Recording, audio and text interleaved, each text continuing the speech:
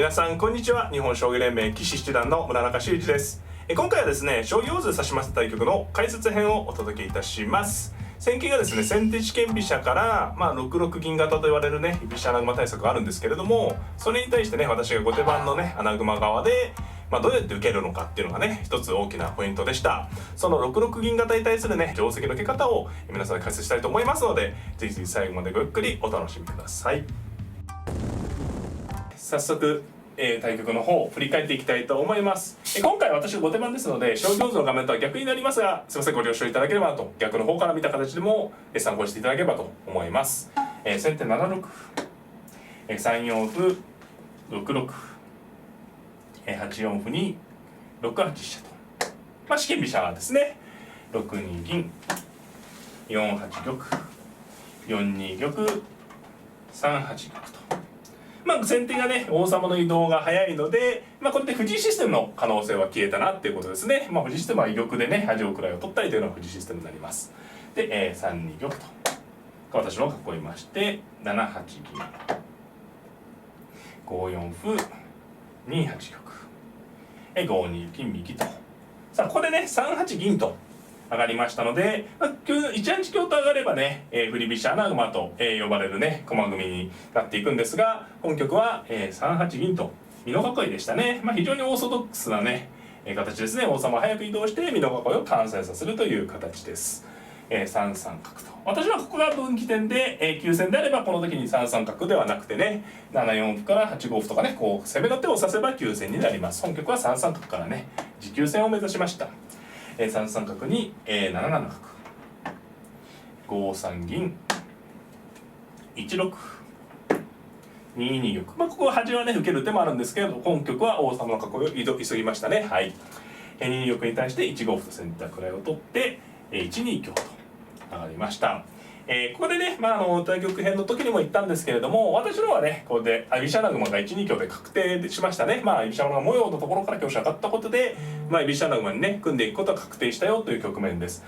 この時にですね、振り飛車側からの考え方を言いますと、振り飛車側から見ますとね、香車上がったことで、これで居飛車穴熊が確定したことで、この後のね、対局編の時にも言ったんですけれども、穴熊完成するまでのね、手をね、好きな手を結構選べるんですね。というのも、例えばこう囲って途中で急に居飛車穴熊側が攻めてくるということは基本的には考えにくいので、好きな手をね指して、ある程度主導権を握ることも可能だよと。もちろんね、守備が好きな方はここからこうじっくりね、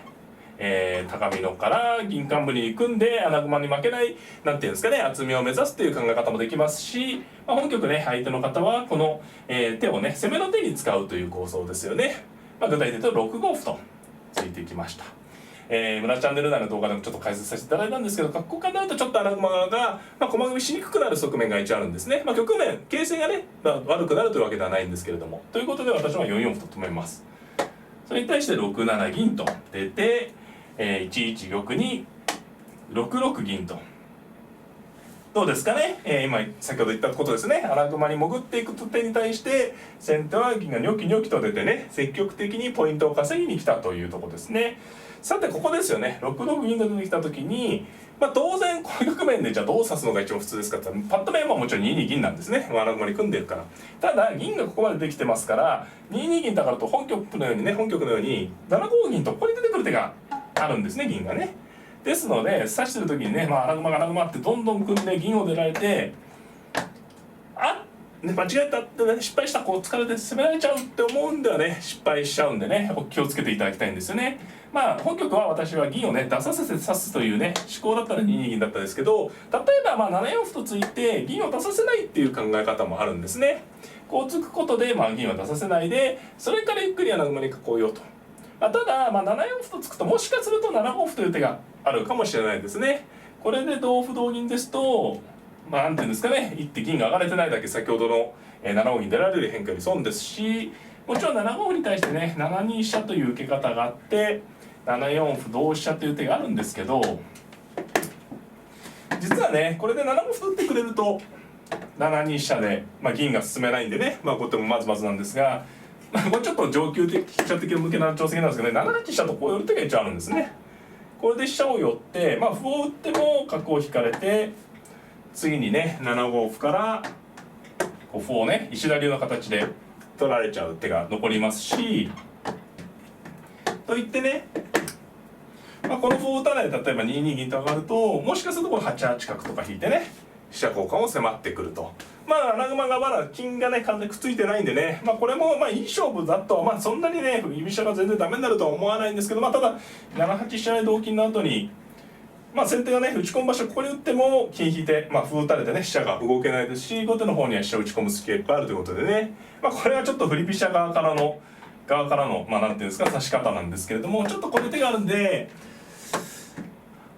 7四歩と突いてもね食い止め切れるかどうかは難しいところですね。ただ指してる時に6六に銀が来てますから7五銀と出られるかもと考えておくのはとっても大事なことです。で本局私はね2二銀と上がって7五銀と出させるんですけど、この時にね、6四歩は許さずに4二角と引くのが私ね本局ね皆様にねご紹介したい指し方になります。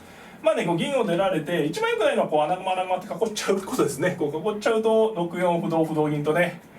出られて、硬い穴熊を作ってる間に同銀同飛車とさばかれてしまうのでね、これは、避けた方がいい変化になります。ですので、6二飛車か4二角でこう数を足して受けると、基本的な将棋にはねこう数の攻めには数の受けっていうのが一番良くて、こうやることでね一応ピタッとね6四歩同歩同銀の筋を消すことができます。こうやられてしまうとね先手の方も意外とねこう攻めの継続が難しい。例えば角が上がって角銀飛車で攻めたくても8五歩と突かれるとね根元の角が狙われてしまうので、実はこれ以上ね先手側も攻めるのが難しいということですね。で、4二角に対して相手の方は5八金左とね上がったんですが3一金と穴熊を完成させます。そして9六歩、この手はね結構ね相手の方強い方ですね。この歩はどういう意味かというと、何か例えば4三金であると今度は角をねこう出てくる可能性があるんですね。歩を突いたら9七角ということでこの形をキープするというね斜めの筋をね。なので9六はさりげない端歩ですけれども非常に狙いのある手ですね。で9六に対して私8五歩と先に突きました。こうやることで角出を消したとねいうことです。細かいところですけどね。で8五歩に対して4六歩4三金、ここで睨み合いがするわけですね。4三金に対して、4七金9四歩5六歩とさあね、睨み合いが続いて、角を引いてね受けたことで6四歩からの棒銀のね形の筋は防いであるんですけれども、さあじゃあ穴熊がいざ完成して今度はね私が自分の方からどうしようかってことですよね。角を引いて受けたのはいいんですけど、この角が動けないですね。動いちゃうといつでもこう6四歩という手があるので、もちろんねこの銀も動きにくく動いて疲れちゃうんでね、じゃあこれどうやって、しかも桂馬動けないじゃないかとね、どうやってこれ駒組み進めるんだっていうのはね、これがこの局面のね第2のテーマというかね本局の第2のテーマで、なんていうんですか、手堅く殺なので7二飛車という手がおすすめですね。こうね地味なんですけど飛車を1回寄っておいて、で、6四歩はもちろんいけないですけど次に7四歩とついて銀を引かせれば桂馬が使えるようになるというね仕組みですね。ただこの手のねちょっと悔しいのは1回飛車をこう寄らされることですね。寄ってだって桂馬を飛んだ場合はもう1回飛車がこう動くような感じになるので、ちょっとずつね手がもったいないなと。で、今回皆様にご紹介するのはこれね7四歩とポンとついちゃうと。これがね、これがうまくいくかどうかっていうのはこの将棋の、大きなポイントなんですね。でこれが定石の、部分的な定石の手で、もちろんこれで銀を引いてくれれば皆さんお得ですよね。これ桂馬飛べば飛車を寄る一手がね省けるので、ものすごく得とね、たかが一手ですけどされど一手ですね。でもちろんこの7四歩には同銀と相手のことを取ってくるわけですね。この同銀はもちろん嫌になる、気になるんですが、この同銀の時に6二銀っていうのはねこれ知らないと指しづらい手ですよね。7四歩とついて同銀に銀を引くと。でこれがね部分的なテクニックなので、皆さんもぜひねこの動画で覚えていただきたいテクニックの一つですね。でこうやることで一回ねこう歩は取られちゃうんですけど、銀を引かれてみるとあれこの銀実は狭いじゃないかってことですね、先手はね。で、実戦はここで、3六歩とね突いたので8四飛車といて、これはねもううまくいきました。銀の召し取りが大成功ということですね。ただここでね一番怖い変化、要するに後手はこう8四飛車と時は銀が取れるんですけど、一番怖いのは4五歩ですね。これがね、対局編の時にも言ったんですけど、これを突かれるのが一番怖い手で、同歩と取った時に2二角成といきなり切ってきて、同金に8三銀打と。どうですかね、これは嫌ですよね。取りに行った銀を飛車で取られちゃうんでね。まあこれもね、まあ、2四角と出るような手があるんで指せば結構居飛車穴熊もやれると思うんですけど、これは避けたいですよね、取りに行った時に。なので、まあ、4五歩と突かれたらまあ手抜いてね8四飛車と浮く感じになります。で4四歩と取り込まれ、これ取り込みめちゃめちゃ痛い手なんですけれども、すいません、歩こっちですね、3三金って打って、さあこれでどうかですよね。これでここはものすごくダメージを負ったんですが、銀が取れさえすればまあ優勢になるので、まあ、この局面でね先手に手があるかどうかっていうのがまあポイントなんですよね。で部分的な定石って言ったのは、部分形が違えば例えば4五歩をつけなかったりすればもうよりいいわけですよね。4五歩をつけなきゃもっと楽々銀が取れるんで、まあ例えばこの4三歩成なら同金で、今度は角を切ってきても同金で、結局今度はね銀を打っても飛車が取れない格好ですよね。7五銀つっても飛車が助かり銀が助かりますけど飛車引いといてね、これは今度は角を取ってるんでね後手がいいですね。どうでしょうかね。まあこの局面でまあ意外にやはり先手の方が手が難しいでしょうかね。まあ形がちょっと違えば、例えば金がね下だとすると4八飛車もあったりとかねあるんでね、ちょっとした形の違いで変わるんですが、まあ、これが大丈夫であればね成立していたかなと思います。まあ、実戦は、まあ、3六歩だったんで、まあ、ただ4五歩とかついた方が良かったと思いますね。3六歩だったんで、8四飛車がまあ狙いが実現ですね。銀を召し取りました。ここまでいくとうまくいくんでね、ちょっと怖いんですけど皆さんぜひお試しいただければ、ちょっとね失敗すると大変なことになる場合もあるんで、はい。で8四飛車と、これ7五歩ですと同角と取って銀が助かりません。まあ、実戦は6四歩とねついて、これもテクニックで銀を取れば歩をなるし、同角なら6五銀なんですけど、同歩とねじっと取って、今度は角道が止まったんで7五歩とつけるんですがね、ここで1本もらったんで今度は7三歩と打てると。まあ対局やの時も言ったけど、これは非常に何ていうんですかうまくできてるんですね、部分的にね。こうなるとね銀が召し取ったんで、まあ定石書ならではねこれで後手大成功だよっていう局面ですよね。まあ、実戦は6三歩と打ったんですが5三銀と上がりまして、まあこれでちょっとね先手の方は困りましたね。駒が、どこかね一瞬ちょっと歪んでますけれどもね、後押しがないのでね、実際7三銀ならずと歩を取ったんですけど同桂で、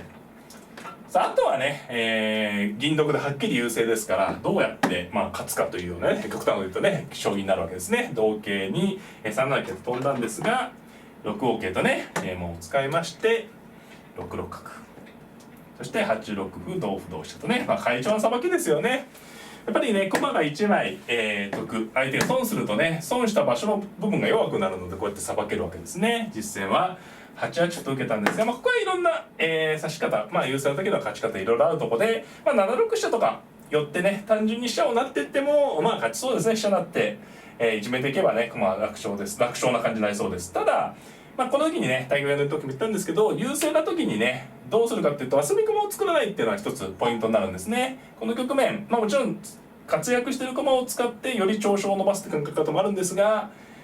この角がねちょっと働きが弱いということで2四角と